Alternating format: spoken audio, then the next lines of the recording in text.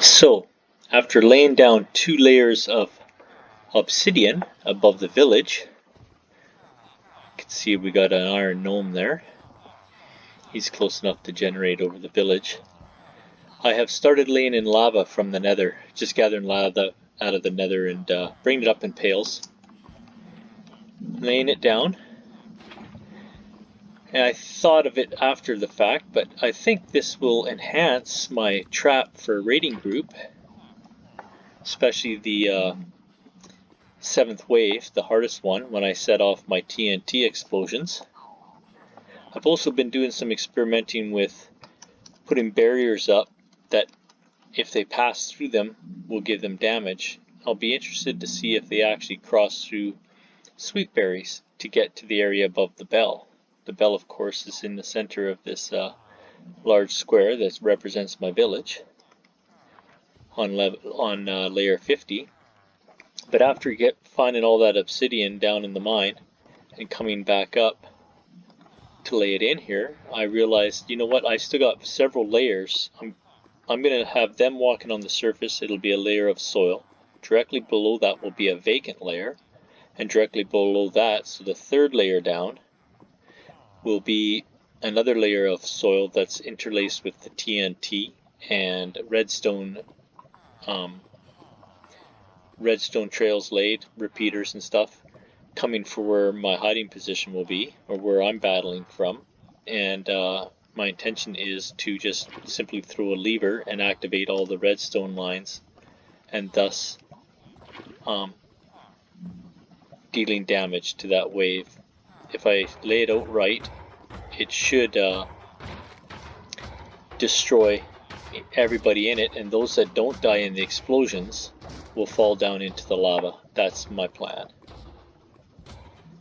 So we'll see how that works.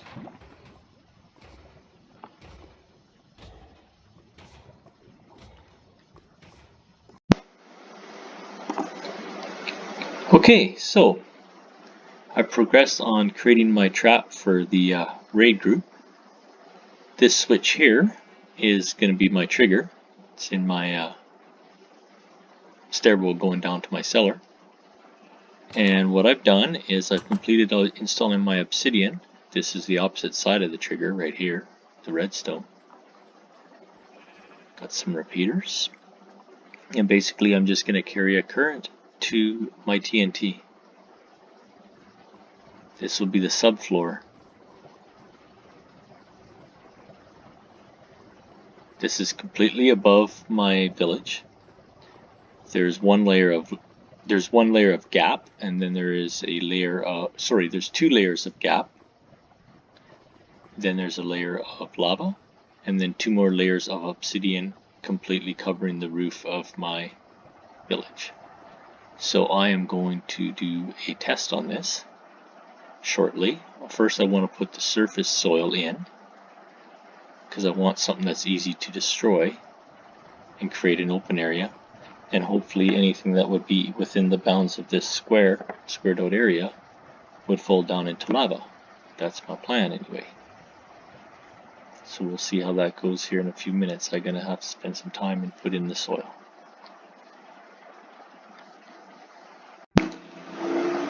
Okay, so I just finished filling everything in with one single layer of soil, a vacant layer, and then the TNT layer.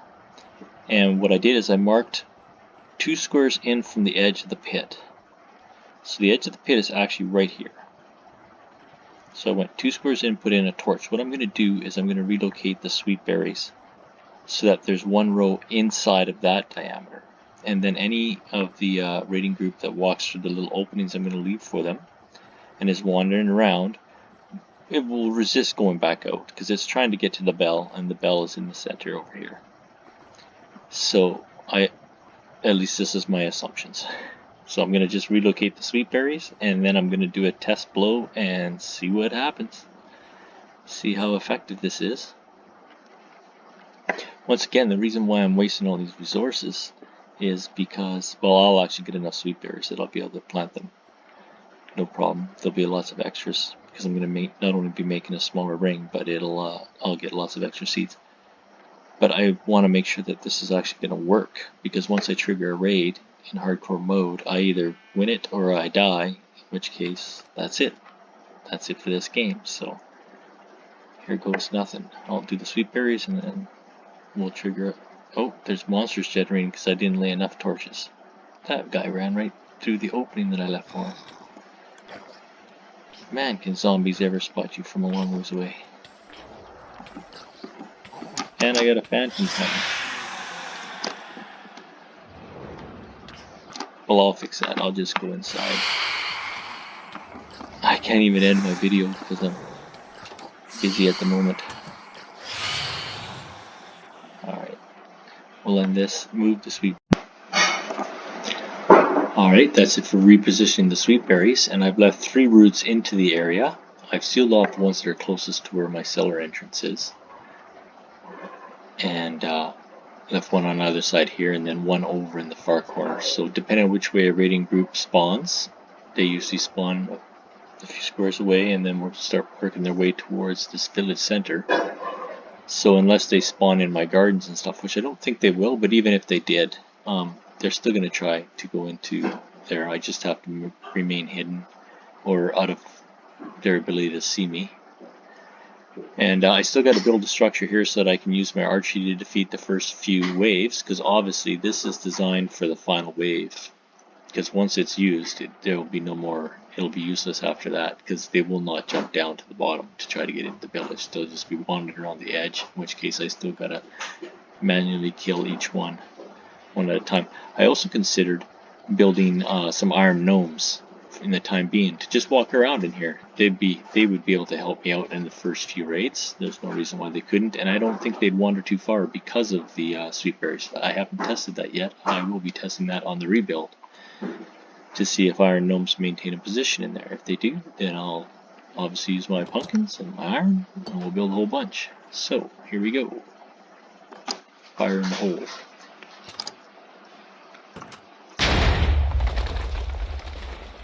It didn't blow any of the surface. Interesting. So, that was an epic fail. Now I'm going to have to probably build a floor underneath the TNT, I'm guessing. Let's just wander in here a bit and see exactly what happened. Uh-oh. It didn't get past. Oh, I have something wrong with my design.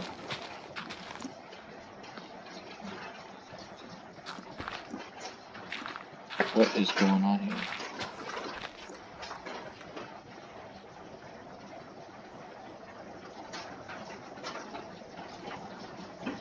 Only my main line got.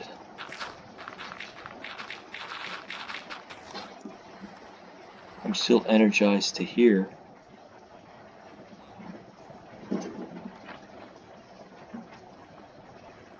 It appears as though only the TNT adjacent. But there's I thought there was supposed to be a 4-second delay. This was my theory.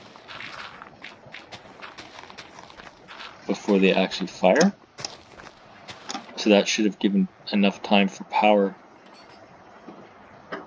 Unless it's got to stay energized for 4 seconds. Maybe that's what it is. But I definitely had TNT sitting here. I thought it would have traveled across these TNTs and lit them all up at once. Obviously, I was wrong. So, got to rethink that. That's why we test before we before we go live in a battle.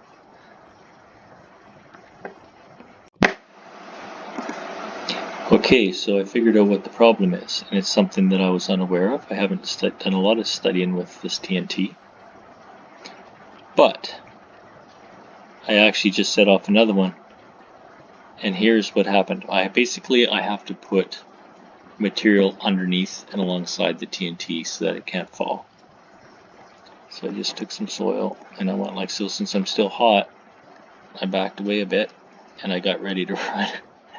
But it turns out, well, I hope I don't kill myself, but I didn't even come close on the last one because of the way I've designed this. It fell down into the lava. And hopefully, I can still hear my villagers talking. Hopefully it hasn't been blowing holes into my village and dropping lava on them. I will go and check that right now, actually. I don't think it will because I have 2 layers of obsidian between where that TNT went off, and plus it's going off in a fluid, so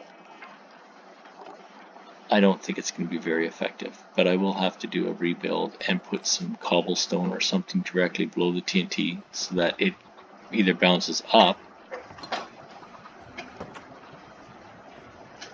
The village appears completely unaffected. I don't see any signs of lava coming down. The chests are 1 layer higher, so there's only 1 layer of separation between the chests and the lava, but I think if I can keep those charges from blowing inside the lava, and I'll just do that by filling in the rows underneath the charges with, well, probably cobblestone, something cheap, something that breaks fairly easy. I suppose I could do it with soil too, come to think of it, because soil breaks even easier, so that's what I'll do. Do a little rebuild.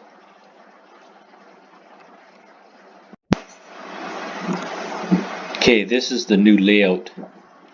I have added more TNT than before, but I've also put reinforcement below each row, as well as soil to hold in the sides of each TNT as well. And I'm hoping this will effectively light all of them almost close, like either simultaneously or, oh, I missed one, or at least that they all go off eventually. So we'll give that a try. I'll fill it in now with the soil on top, and then we'll give it a test run.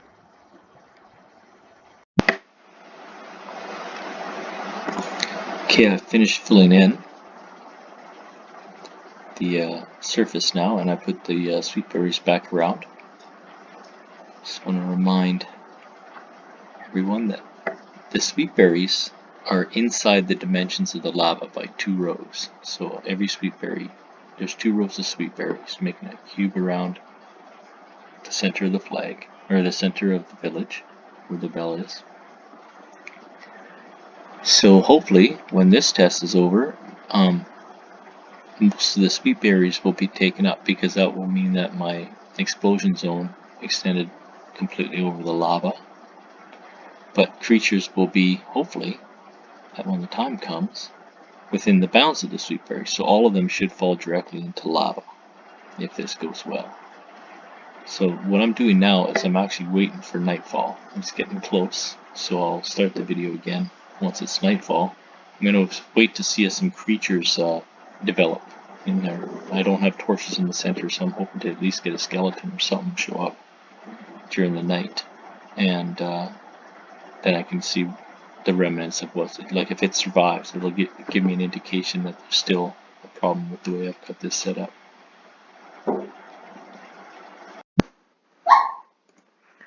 Okay, so it's nighttime, and I have got a couple creatures have showed up.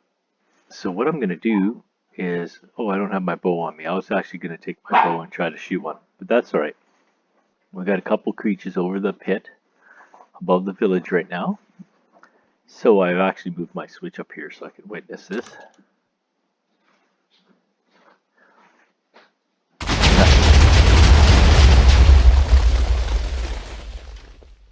Hello. None of the obsidian, as near as I can tell, has been destroyed. Both creatures obviously have been destroyed. Yeah, might have actually overdone it with the explosives. But I only intend to bring a raid on once. Hey, my sheep survived. That was good. I actually went quite a bit farther than I thought it would. But anything that was in the center would have fallen in lava, and if it was strong enough to survive, I'm sure it would have, well, it can't get out of the lava, so that would have been it. So that test is complete. That is the technique I will use for my actual raid test when I trigger a raid. Oh, look at that. I just noticed before I stopped the video, I got to repair part of my, well, not really.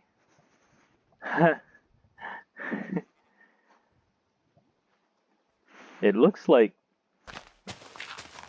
stacking TNT near to each other amplifies the effects, because the single TNTs did not do that.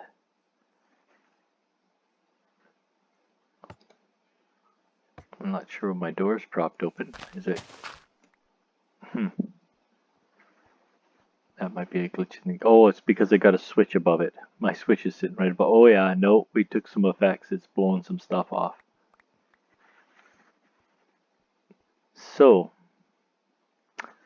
I'm going to have to put some obsidian reinforcement near to there. Let's go... Oh, it blew all my armors apart. See, this is why I tested. This isn't bad. This is all replaceable stuff, so I'm not too worried about it. My villagers all seem intact. As a matter of fact, it looks like they slept through it, so that's a good sign. Not that I would expect them to wake up. I don't think the game is made that way. Boy, the lava sure makes a big sound inside the room, but they don't seem to care. Okay, yeah, I don't see any damage. The lava, I think, actually protects the room more so than the obsidian, because it's actually considered an indestructible block, so I think we're good on that note. I got a lot of repair work to do, but that'll be it for this test. Just gotta hit the stop button. Okay, so just another short video to add to my... This is how I'll be defeating the initial rounds, is with arrows and my bow. So I just wanted to make sure that creatures that are appearing, they simulate the raid group, then I will actually be able to defeat them from where I'm standing. I don't really like it that much actually, because I'm at an angle and I know the raid group do not stand still like those mobs, so I'm considering building out a structure, probably the full length of the village, that I can wander back and forth across a rampart, and perhaps if I put columns of sweet berries, it'll force them to run in lines. That's what I'm thinking. It may not, but that's what I think that's what I'll try. And when you have these columns where they'll be running straight up and down, it'll just be easier to line up the archery in order to defeat them. That's my theory anyway. Having fought these raid groups in the past, they will, if what happened in the past takes place in this particular one, they will be running around just anywhere, back and forth, with no real direction, trying to reroute and find a way down into the village, which of course is not accessible to them. That does make it hard to line up with archery. You end up wasting a lot of arrows trying to get good hits on them. This is all just temporary. I'm not exactly sure. If I do build the rampart that's equal, that allows me to wander back and forth amongst here, then I will probably have the switch somewhere on that rampart, and when the 7th wave comes and the most difficult characters come out, I will attempt to destroy them all with the lava pool. But I've got it rebuilt. It's ready to go. I should actually remove this switch so I don't accidentally set it off. There, now I don't have to worry about it. Should have done that earlier actually. do not want to have to rebuild it again. Anyway, that's it for this one.